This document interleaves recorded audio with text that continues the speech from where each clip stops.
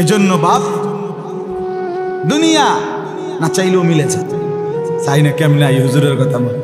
আরে বেটা তকদিরে আল্লাহ লেখছেই এমনি, আপনি মেহনত করবেন, এটা করবে, এটা লেখাই এমনি, ফায়সালাটাই এমনি। আপনি কাম না করে হইবেন, আপনি 14 গোষ্ঠী তো পারতো না, আপনার আশ্রয় হইলেও কাম করাইবে। লেখাই মালিকের এরকম, আপনি করবেন সে করবেন, আপনি সচল থাকবেন সে অচল, এটা মালিকের ফায়সালাই। তো অন্ধরে যদি খোদাই বানায় তো চোখওয়ালারে খোদাই বানাইছে না? কথা বোঝেন নাই আমার? তাইলে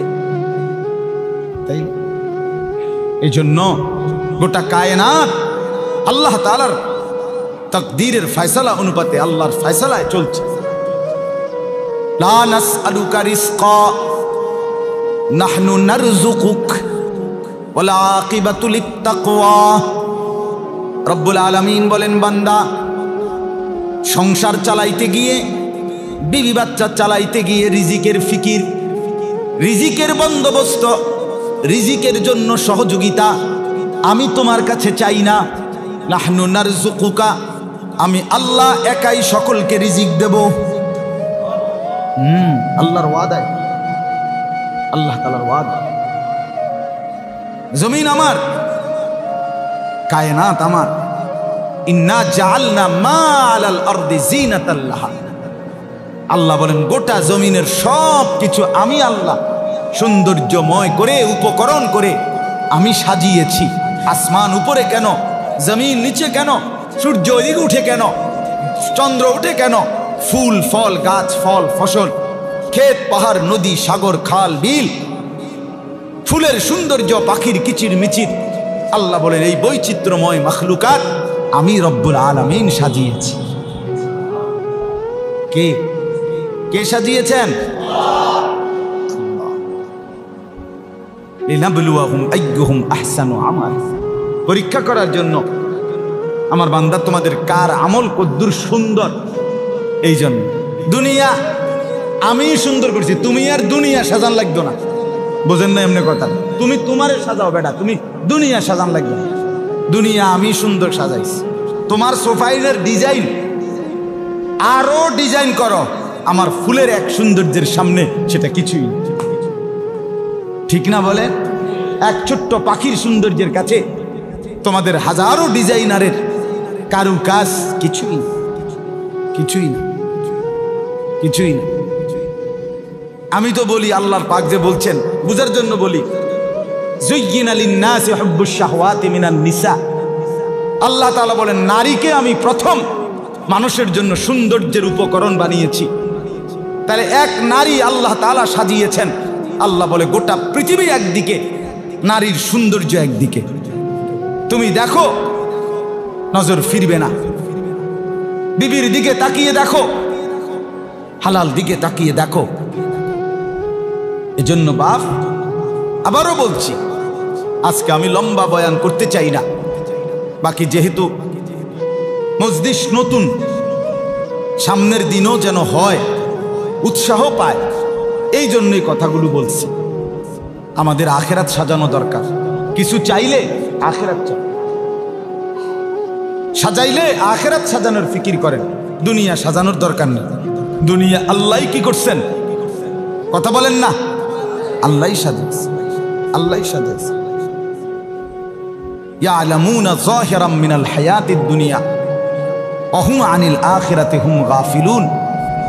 আল্লাহ তাআলা বলেন আমার বান্দা, তোমরা যে দেখছি কেবল দুনিয়ার বাহ্যিক অংশ, উপরের অংশ, এটাই দেখি তোমরা কেবল বুঝতেছ। ওয়া হুম আনিল আখিরাতি হুম গাফিলুন। হায় তোমরা আখিরাতের ব্যাপারে দেখি একদম গাফিল হয়ে আছো, গাফিল হয়ে আছো। একটা সূরা ঠিক করতে বললে সময় নাই, একটা রুকু ঠিক করতে বললে সময় নাই, একটা দোয়া কালাম ঠিক করতে বললে সময় নাই। কিন্তু রাজমিস্ত্রি ইট গাঁথতে আছে সকাল 8টা থেকে বিকাল 4টা পর্যন্ত। এবারটা প্রতিটা ইটের দিকে একটা একটা নজর দিয়ে তাকাইয়া রয়েছে।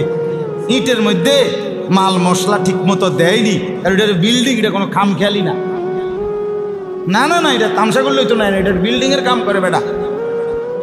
এনে কি করবো? মিস্ত্রিরা ফাঁকিবাজ, এই জন্য হেবড়া লড়ে না। ঠিক কিনা বলেন না? আপনার না বলে সময় নাই, আপনার না বলে সময় নাই।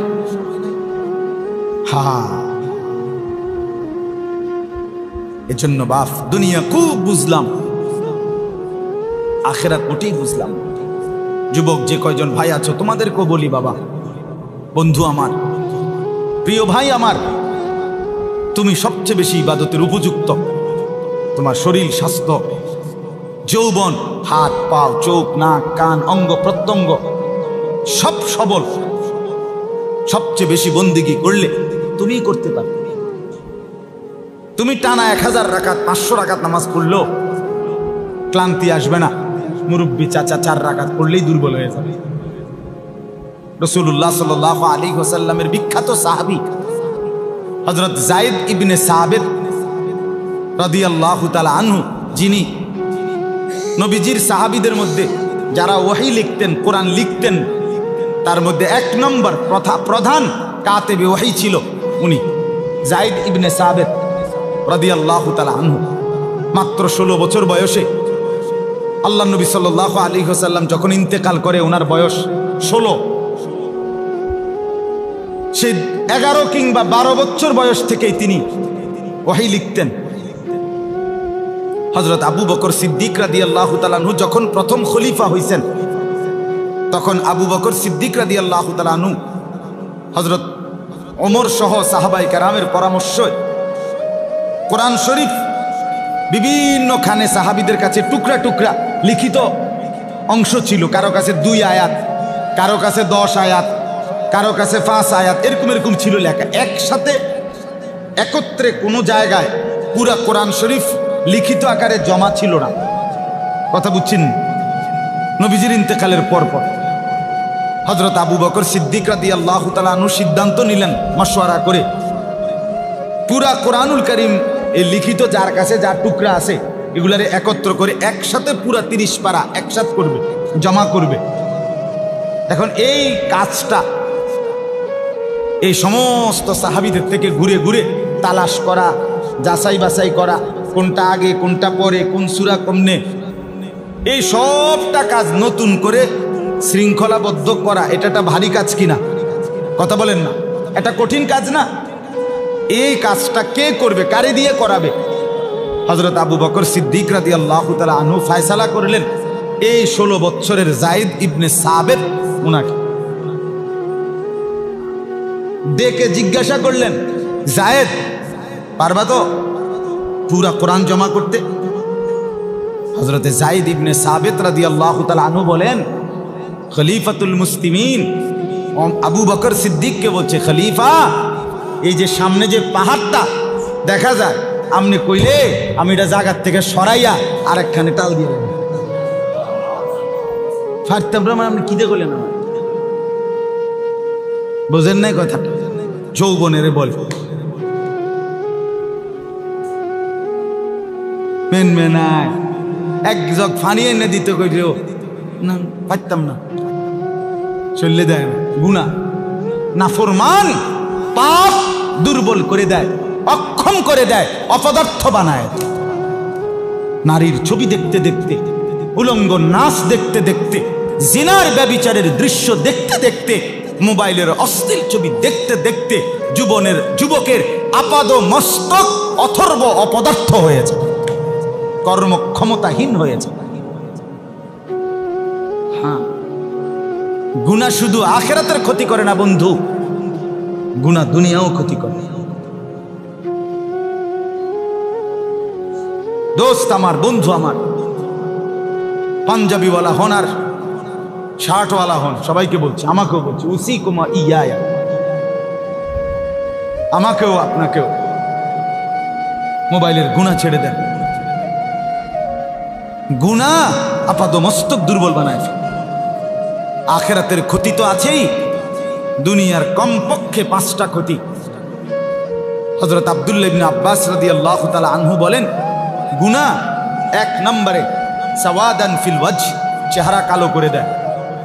2 নম্বরে জুলমাতান ফিল কলব, অন্তরটাকে অন্ধকার করে দেয়। 3 নম্বরে ওয়াহানান ফিল বাদান, শরীর দুর্বল করে দেয়। 4 নম্বরে দাইকান ফির রিজক, রিজিক সংকীর্ণ করে দেয়। খাবার দাবারের চাহিদা, খাবার দাবার রিজিক সংকীর্ণ হয়ে যায়। আর হলো বুগদাতান ফি কুলুবিল খালক, মানুষের অন্তরে ঘৃণা তৈরি করে। এই লজ্জার চাইতে মানুষের অন্তরে ঘৃণা তৈরি করে। তাহলে গুনার দুনিয়ার মধ্যে ক্ষতি আছে কি? আখিরাতের ক্ষতি সে তো আছে, সে তো আছে। এজন্য কোরআনুল কারীমের একটি আয়াত পড়েছি, আর অল্প একটু কথা। আল্লাহ তাআলা বলেন 28 নম্বর পারা 66 নম্বর সূরা, সূরায়ে তাহরিম, এই সূরার 6 নম্বর আয়াত।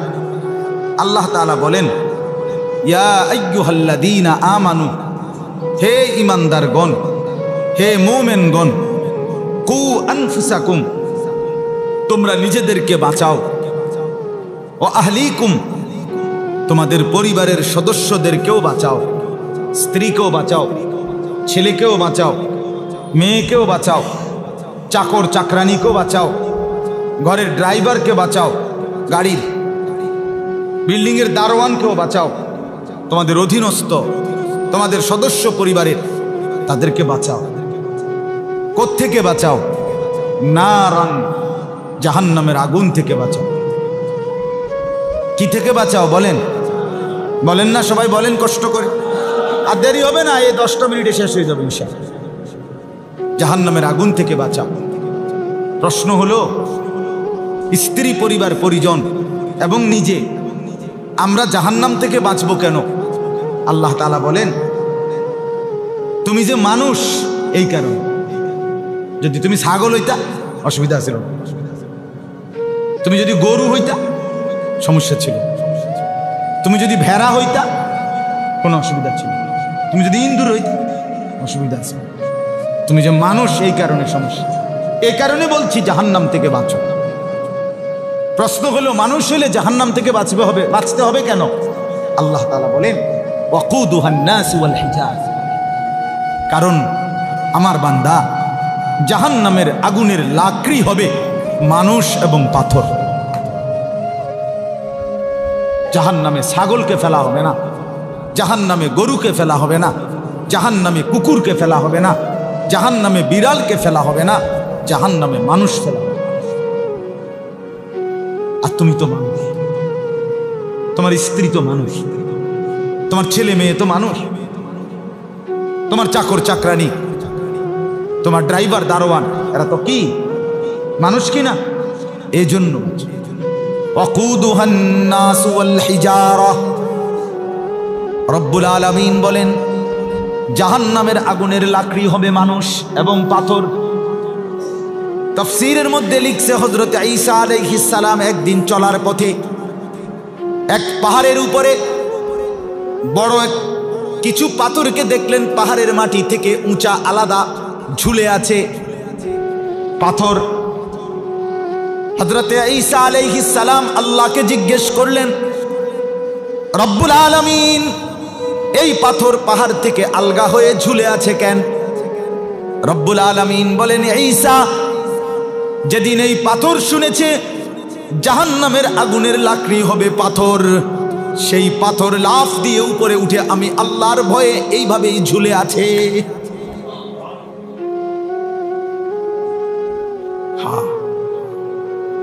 কোরআনুল কারীমের মধ্যে সূরা বাকারার মধ্যে শুরুতেই আছে, রব্বুল আলামিন বলেন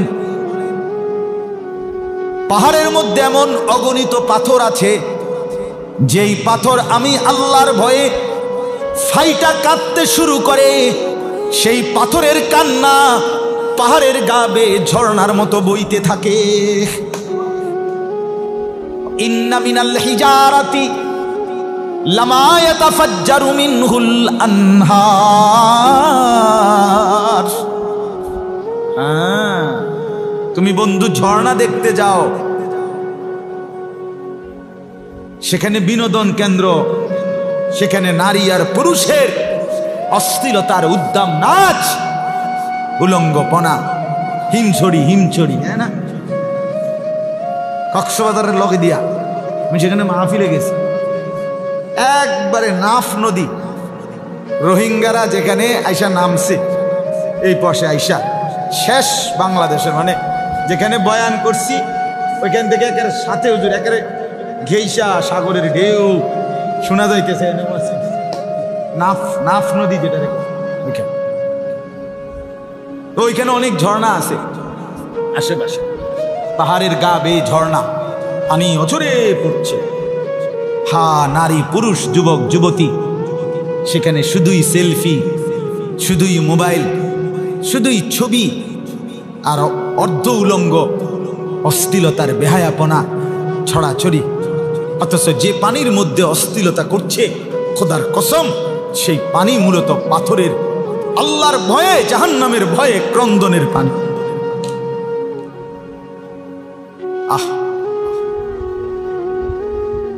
কোরআনুল কারীমে আল্লাহ বলেন, ওয়া ইন্না মিনহা লামা ইয়াহবিতু মিন খাশিয়াতি। বহু পাথর, শুনতেছেন বাপ, বহু পাথর আল্লাহর ভয়ে পাহাড়ের গা ভেয়ে খসে পড়ে, নিচে পড়ে, ঝরে পড়ে। পাহাড়ের গা বেয়ে পাথর পড়ে যায় নিচে, সেটা এমনি এমনি পড়ে না। আল্লাহ বলেন, পাথরের ভিতরে যখন আমি আল্লাহর ভয়, গালেব হয়, জাহান্নামের ভয় ওঠে, তো পাথর পাহাড়ের গা বেয়ে ছিটকে ছিটকে নিচে পড়ে। বন্ধু আমার, বাপ আমার, ভাই আমার, চাচারা আমার, বাবারা আমার, জাহান্নামের ভয়ে পাথর, পাথর জ্বললেই কি আর শুকাইলেই কি? কথা বলেন না, কথা বোঝেন না আমার? পাথর এটা মাটির ভিজলেই কি, পানির ভিজলেই কি, আর আগুনে পুড়লেই কি, এটার অনুভূতি কি? কিন্তু সেই পাথর যদি এই পরিমাণ ভয় করে, ইনসান হিসাবে আমি আপনি কি পরিমাণ ভয় করা উচিত? ওই ভাই, ওই লাল শার্ট, এই যে লাল শার্ট কালো শার্ট, কি করছেন আপনারা দুইজন এখানে? এই ছেলে,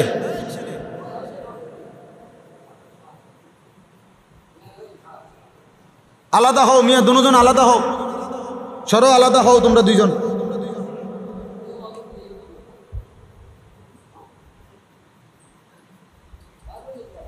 হ্যাঁ হ্যাঁ, কেন ছাড়াছাড়ি নাই, আমি সোজা মানুষ,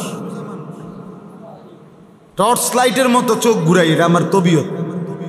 ঠিক করুন লাগবো, চেষ্টা না করলে হবে না। আল্লাহ ভরসা হুজুর, আস্তে আস্তে ঠিক হয়ে যাবো। ফুলাইন মানুষ, এসব রঙের আলাপ হইতো না, বুঝেন নাই? আস্তে আস্তে কি যাব, ঠিক হয়ে যাব। 12 বছরের ছেলে বইয়া বইয়া সারাদিন সারা রাত মোবাইল টিপে, টেলিভিশন চায়, একটা সেজদা দেয় না। হায় বাপ, আপন বাপে কয়, মায়ে কয়, এবড়ার ঘরে থাইকা তার ছেলেগা নামাজ পড়ে না, উনি কয় আল্লাহ ভরসা আস্তে আস্তে বলে ভালো হয়ে যাবে। ফুলাইন মানুষ, ফুলাইন মানুষ, বদনসিব মা বাপ, বদনসিব। আপন মা বাপ এত নির্দয় হয় কিভাবে বলে? মা বাপ এত পাষাণ হয় কেন? আমার সন্তান, আমার ছেলেটা 3 দিন আমার সাথে খুলনা ছিল, 12 বছরের ছেলেটা। ফজরের আগ টাইমে আধা ঘন্টা আগে, 40 মিনিট আগে আমি আসছি বাসায়, সে আইসেই শুয়ে গেছে। এরপরে আমার প্রায় 20 মিনিট সময় লাগছে তারে ফজরের নামাজের জন্য উঠাইতে, কিন্তু আমি উঠাইছি শেষ পর্যন্ত, কারণ তার আর শরীর চলতেছে না। সারা রাত গাড়িতে করে আসছে খুলনা থেকে। আমি বলছি না আব্বা, নামাজ পড়ে লাও, ফজরের নামাজ পড়ে এবার তুমি জোহরের আগ পর্যন্ত ঘুমাও আব্বা, আমার কোনো অসুবিধা নেই। হেতে উঠতে চায় না। এরপরে একবার বাথরুমে ঢুকছে, ঢুকা আবার বাইরে। আমি বলি আব্বা অজু করছো নি বা পুরা অজু করছো নি? কয় না। আমি আবার যাও, মানে হেতের জানে কুলাইতেছে না কোনোবার। আমাকে আমার চেষ্টা করতেই হবে কিনা, এটা আমার জিম্মাদারি কিনা বলেন না? আমার সন্তানের কল্যাণ আমি না দেখলে কে দেখবে? আমার বিবির ভালো আমি না দেখলে কে দেখবে? আমার মেয়েটার কল্যাণ আমি না দেখলে দেখবে কে বাপ? আমার ছেলে আমার ঘরে নামাজ পড়বে না, আমি বাপ হলাম কেমনে? আমার সাথে সারা জীবনের সঙ্গী আমার স্ত্রী নামাজ পড়বে না, আমি স্বামী মেনে নেই কিভাবে? এটা কিভাবে সম্ভব? কিভাবে মেনে নেওয়া এটা? এজন্য বাপ, জাহান্নামের ভয়ে পাথরের কথা বলতেছিলাম, পাথর যদি এভাবে কাঁপে, আমরা মানুষ হিসাবে কি পরিমাণ ভয় করা উচিত জাহান্নামে। কোরআনুল কারীমের মধ্যে আল্লাহ তাআলা বলেন, ফাআনযারতুকুম নারান তালাযযা। আল্লাহ তাআলা বলেন, আমার বান্দা আমি আল্লাহ তোমাদেরকে, আমি আল্লাহ নিজে স্বয়ং লেলিহান ধাউ ধাউ করে জ্বলা জাহান্নামের আগুনের ভয় বান্দা আমি দেখাচ্ছি তোমাকে। ফাআনযারতু, আমি ভয়। কথাটা যেন এমন যে রে আমি বলছিলাম কথাটা, তুই আমার কথাটা গুরুত্ব দিলা না। দুনিয়ার কোনো নামি দামি মানুষ এরম বলে কিনা বলেন যে কথাটা তো আমি বলছিলাম, আমার ড্রাইভাররে দিয়া কয়াইছি না, আমার হেল্পাররে দিয়ে বলাই নাই, বেটা কথাটা আমি বলছিলাম, তো আমার কথাটা পাত্তা দিলা না। আল্লাহ তাআলা ঠিক এভাবে বলে, বান্দা জাহান্নামকে ভয় করার কথাটা কিন্তু আমি বলছিলাম, তোর মালিক আমি বলছিলাম। তুই কার কথায় ঠাট্টা মারলি, কার কথা ফেলে দিলি? হুজুররা বললে পাবলিক আও মারতো না চাই, এরকম কয় চাই। হুজুররা এমনও কিছু বাড়াইও কইতে লাগলে আর বেরেক বুরুক থায় না, বুঝেন না কথাটা? হায় হায় হায় হায়, কি বলল? বাড়াইয়ে বলার তো সুযোগে নাই। জান্নাতের বর্ণনা আর জাহান্নামের বর্ণনা আল্লাহ তাআলাই কোরআন এবং রাসূল সুন্নাহর মধ্যে যা দিয়েছেন তাই তো স্যাম্পল, অল্প কদ্দুর। আসল বর্ণনা আল্লাহ তাআলা তো বলছেন, বান্দা আইসো তো দেখবা। হ্যাঁ, আইলে না দেখবা। ফালা তা'লামু নাফসুম মা উখফিয়া লাহুম মিন কুররাতি আ'য়ুন জাযাআম বিমা কানু ইয়ামালুন। রব্বুল আলামিন বলেন, আমার বান্দা জান্নাতের বর্ণনা যা শুনেছো, এটা দেব ওটা দেব সেটা তো শুনেছই, কিন্তু সত্যিকার জান্নাতের সামনে যখন ঢুকবা, আমি রব্বুল আলামিন জান্নাতের নাজ ও নেয়ামত যখন তোমার সামনে খুলে ধরবো, মেলে ধরবো, সাথে সাথে তোমার চক্ষু শীতল হয়ে যাবে, কলিজা ঠান্ডা হয়ে যাবে, চোখ ঠান্ডা হয়ে যাবে। আল্লাহ তাআলা এজন্য আল্লাহ তাআলা বলেন, বান্দা আমি ভয় দেখাইলাম। আজকে আমার এটাই কথা বাপ, এই আয়াত থেকে জাহান্নামের আগুনকে ভয় করেন, জাহান্নামের আগুনকে ভয় করেন। লাহুম মিন ফাওকিহিম যুলালুম মিনান নার ওয়া মিন তাহতিহিম যুলাল। আল্লাহ তাআলা বলে, বান্দা জাহান্নামে তোমাকে কিভাবে রাখা হবে জানো? ওই যে শিক কাবাব, গোশত শিকের মধ্যে ঢুকাইয়া যেভাবে শিক কাবাব বানায়, উপরে কয়লা আগুন, নিচেও কি আগুন, মাঝখানে কি দেয়? শিকটা দেয় না? খোদার কসম রব্বুল আলামিন বলেন, আমার বান্দা নাফরমান, জাহান্নামের মধ্যে তোমাকে যখন ঢুকানো হবে, জাহান্নামের উপরেও, তোমার মাথার উপরে আগুনের আবরণ, তোমার পায়ের নিচেও আগুনের আবরণ।